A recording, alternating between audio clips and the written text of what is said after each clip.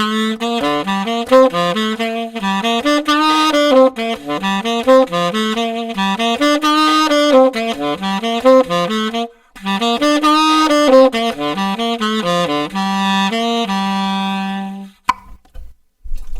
a comment if you know what song I just played. What's up guys? Welcome back to the channel. Now I know what you're thinking. I need a haircut.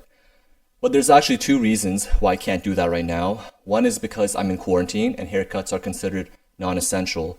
And two, I just spent all my money on this new saxophone. Yeah, so I can't afford a haircut anymore. But you can help support me by signing up for my OnlyFans. I mean Patreon. Actually, I don't have either. But you can still subscribe to my YouTube channel right here. And today I'll be comparing my new $7,000 Selmer Super Action Series 2 tenor saxophone with my $500 vintage German sax, which I'll show you in a second. Now, Selmer Paris is like the Louis Vuitton of saxophones. They're really expensive, everybody knows them, and they've arguably been the best manufacturer since they started in the 1880s. Yeah, basically it's a flex to play one. This is a professional level horn for professional players, such as Josh Redman, and now, myself. So this is my $500 vintage German saxophone that I picked up on Kijiji 4 years ago. The brand is Dorfler and Jorka, but it doesn't exist today because it got bought out by Keilwerth in the 1960s. So Keilwerth is one of the top German brands today. They're still going strong, and their top model is still played by professionals across the world. This one was probably made in the 1950s. I'm sure it played really well back in its day.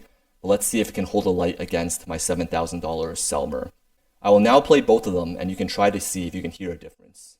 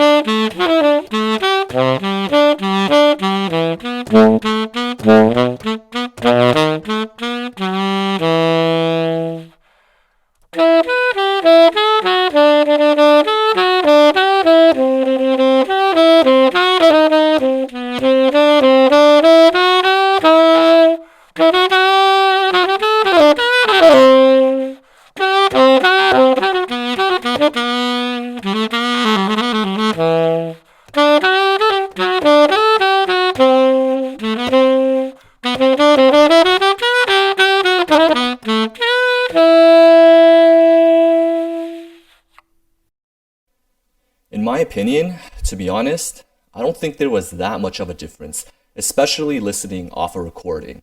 I think most of the differences are felt by me as a player rather than to the listener, which kind of defeats the purpose if I'm trying to play music for other people. Keep in mind, I've only had the Selmer for about a week, so I am still in the process of getting used to it and learning how to use it to its full potential.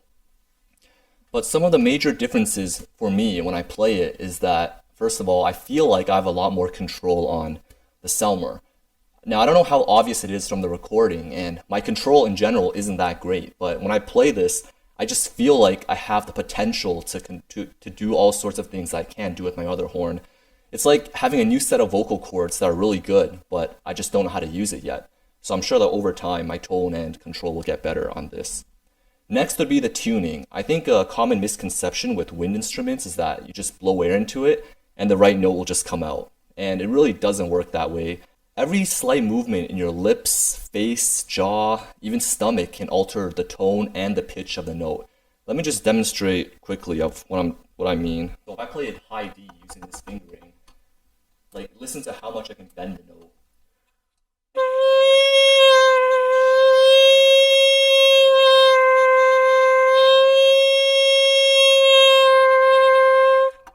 So as a player, I need to know what's in tune and play the right pitch.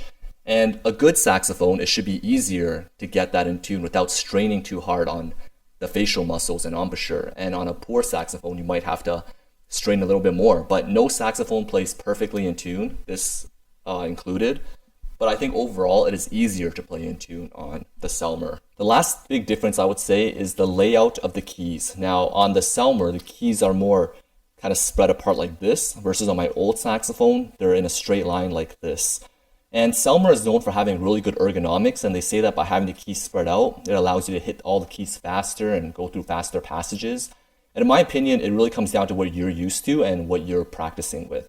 I'm still used to my old layout for now, but I don't really have an issue with either layout. The Selmer also has blued springs, which means that all the keys will pop up a lot quicker and it'll help me play faster passages more easily.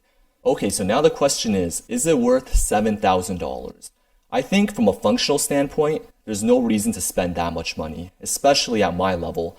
I would say I'm intermediate, maybe pushing advanced, and if I use an intermediate level horn or an entry pro level horn, that should be more than enough for me. I've actually tried out the Yamaha YTS62, which is around $4,000, and I can probably get it used for like $2,000, and also played beautifully. So yeah, from a functional point of view, I really don't need, this is like overkill. From an emotional standpoint, I think that it is worth it, because for each of us, there's a number of things in life that bring you happiness and joy.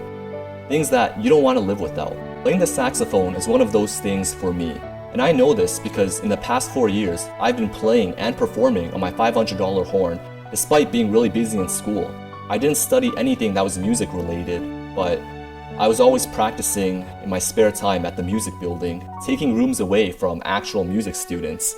So now that I've graduated and hopefully have more time, this horn is kind of like a commitment to myself that I'm going to strive to be a better saxophone player for the rest of my life. So overall, I think that you should spend on things that mean a lot to you and spend less on the things that don't mean as much. For example, for me, I don't spend that much on clothes, vacations, relationships. Man, imagine how many dates I could have went on for $7,000.